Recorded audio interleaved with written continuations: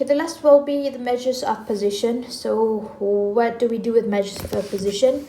So we use it to describe where a specific data value falls within a data set or its relative position based on percentile, decile, and quartile in comparison with data values.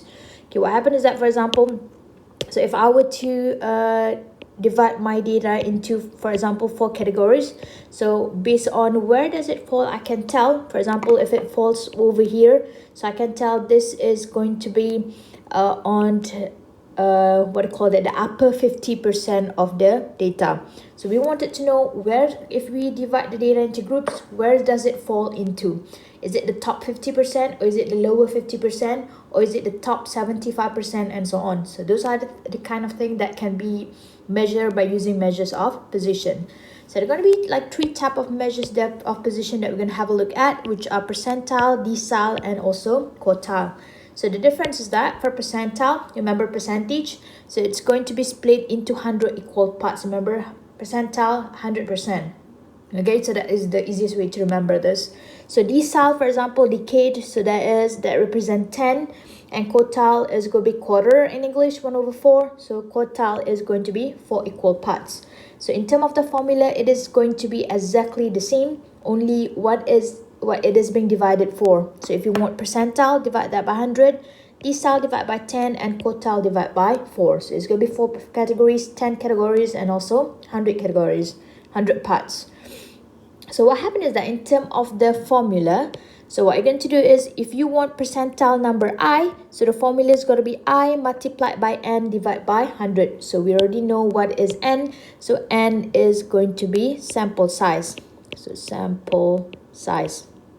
Okay, and when you calculate for that, in over 100, and you will get a C. But remember, C is not the value that we're going to find. Remember the formula that we have a look at for the median. So this is going to be pretty much the same idea. C is going to tell us about the position of the data. X itself is the data. So XC is going to be the position of the data, whether it's going to be data number 1, data number 2, data number 3, and so on. Okay, so meaning that your data has to be arranged, and even specified over here, so that your data should be first put into an increasing order. So decile is going to be the same formula as well. So it's going to be in over 10, and quartile is going to be in over 4. So this will be the same idea. If you have a look, so what happened is that when I divide for the case of quartile, so median is going to be the same as the 50th percentile. So it's going to be the same as quartile number 2 and also decile number 5, because what happened is that percentile number 50 is going to be 50 over 100. That is going to be a half of the data, and the same goes for quartile. So quartile 2 is going to be quartile 2 over 4, so which is going to be a half of the data, 50% of the data.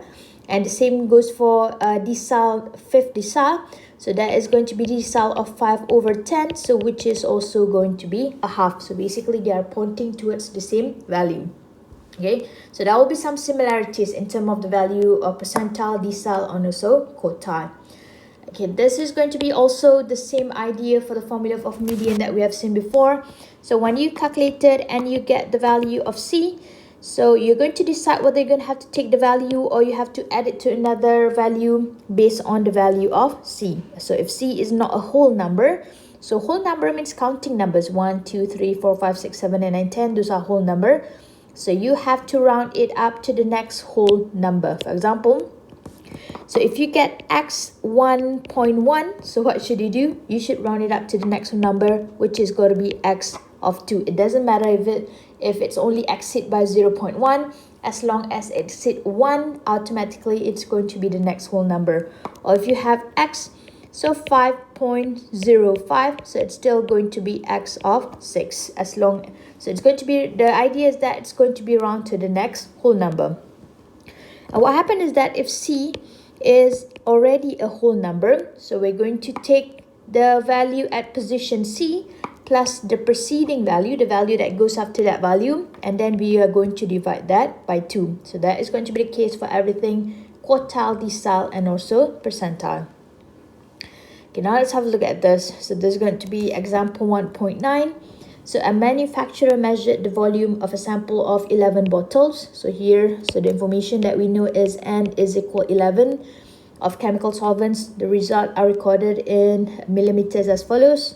Show that quartile 1 equivalent to percentile 25th, quartile 2 equivalent to percentile 50th, quartile 3 equivalent to percentile of 75th, and decile is DI equivalent to P of 1 multiplied by 10. Okay, so what happened is that now we're going to find quartile 1, 2, and 3, and then we're going to compare that with percentile 25, 50, and also 75. So now I'm going to write the formula. So the formula for quartile, it's going to be IN divided by 4.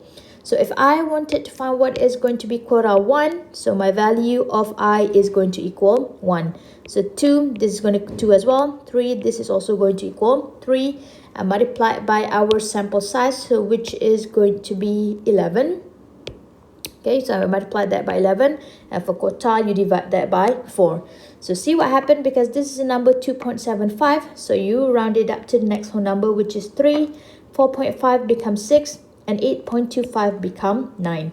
And again, I would like to stress to you the fact that before you start with your calculation, so the first thing that you have to do when it concerns about median, quartile, percentile, and so on, first you have to arrange your data. So this data at the top of here, so this is not yet arranged. So it is not according to the ascending order, lowest to the highest. So first what you have to do is you have to arrange your data from lowest point to the highest point.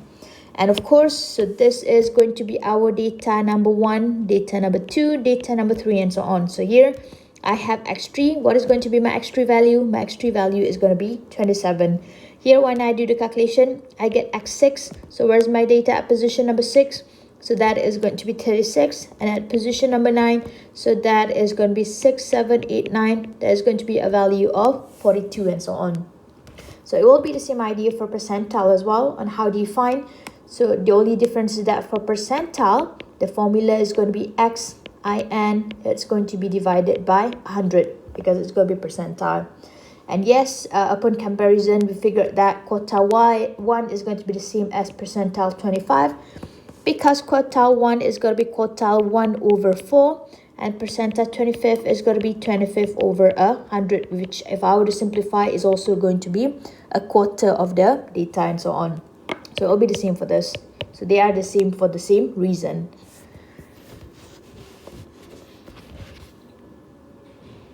Okay, and this is for the case of the second that you have to compare for the decile. That decile number 3 is the same as percentile 30, and so on. So it's going to be the same idea as well. And next, I'm going to proceed to exercise 1.3.3. So for a given data set, so we're going to find the fourth decile and the third quartile. So this is going to be my data. So the first thing that I'm going to do is I'm going to rearrange them, starting from the smallest to the largest. The smallest will be 1. I'm going to cross so that I know that I already put the number. And 2. And then I have a 3. I have 4 twice, 4 and 4. And then 5, 6, 7, and 9. So I have 3, 4, 5, 6, 7, 8, 9. 1, 2, 3, 4, 5, 6, 7, 8, 9. So my sample size n is equal 9. Okay, first A, I'm going to find the value corresponds to the fourth decile. So let's add a page down here that we can use for calculation. So first of all, I'm going to find D4, fourth decile. D4, which according to the formula is going to be D4 multiplied by n. So what is my n value? So my n value, the number of data set that I have, 3, 4, 5, 6, 7, 8, 9. I have 9 data in the data set. So 4 multiplied by 9 over decile. So that is going to be divided by 10. And then I'm going to have D. So 36 over 10, that is going to equal 3.6. And because this is, so let me put over here, this is not a whole number. So I have to round it up to the next whole number. So this is not D, this is X. Let me correct this. So this is X and X. So it's going to be data which is at the fourth position. So where is going to be data at the fourth position? So 1, 2, 3, 4. So this is going to be at the fourth position. So my x4, that is going to equal a value of 4. So therefore, so D4 is going to equal 4, decile number 4. Okay, so that is the value correspond to fourth decile. And then I'm going to have a look at B. I'm going to find the value correspond to the third quartile. So Q3. So Q3, the formula is going to be 3 multiplied by 9. And 9, because it's quartile, so we have to divide this by 4. So I'm going to end up with 27 over 4. So what is 27 over 4? So let me calculate this first. So I'm going to have a value of x 6.75. Again, this is also not a whole number. So therefore, I'm going to round it to the next whole number, which is going to be 7. And 7 is going to correspond to what number? 1, 2, 3, 4, 5, 6, 7. So that is going to equal a value of 6. So that is going to be our quartile. So the value is going to equal 6. Okay, so here for the second example, a teacher gives a 25-point test to 10 students. The scores are shown below. Find the score corresponds to the 20th percentile and 7 decile. So why don't you try this by yourself? So this is the answer. The answer is already given. But again, before you start, the first thing that you have to do is please arrange the data. Let me put over here as a reminder. So arrange the data. And then only you start using the formula. So this one is going to be P20 and this one is going to be D7. So try that first.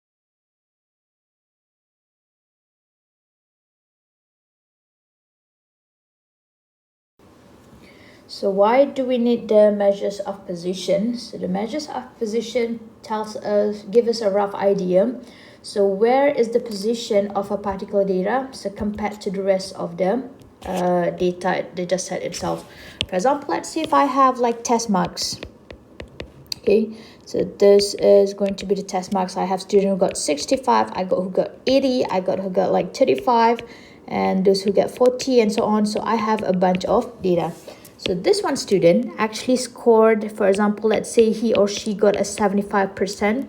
So it's going to be, let's say 75 per 100 in the test. In the exam, let's say it's an exam mark, 75 over 100.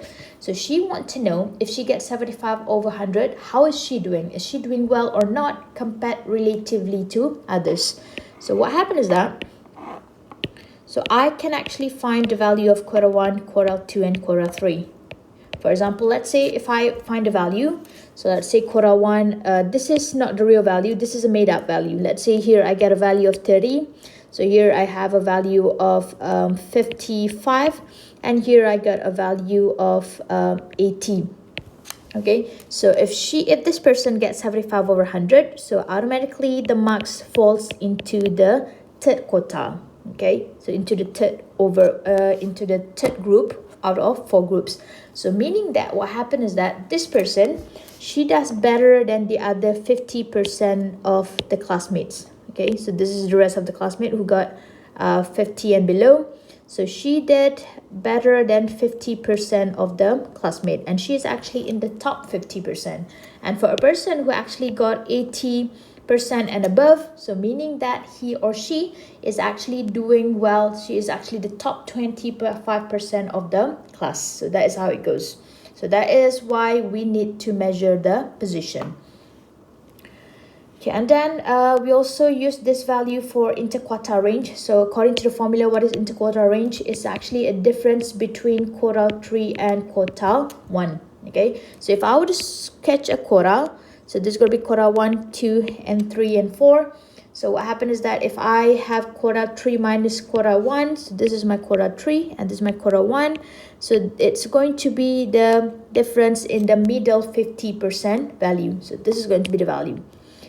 And this value, interquartile range, actually helps us to identify outliers. Later, when we proceed with chapter 1, so we're going to come across a formula for which we're going to be able to identify whether some values that we had are outliers or is it a real value, so compared to the rest of the data. Okay, so it's going to be very important for us to identify, because if it outliers, we should get rid of the data. If it not an outlier, so it should remain. So interquartile range is a way to identify that. And the interquartile range is actually a rough measure of variability. For example, if we have a box plot, so the value of interquartile range is going to tell us about the measure of variability. So it's going to be the same idea of variance. So the smaller the value of IQR, so the smaller the variation of the data, so the better the data is. So this is what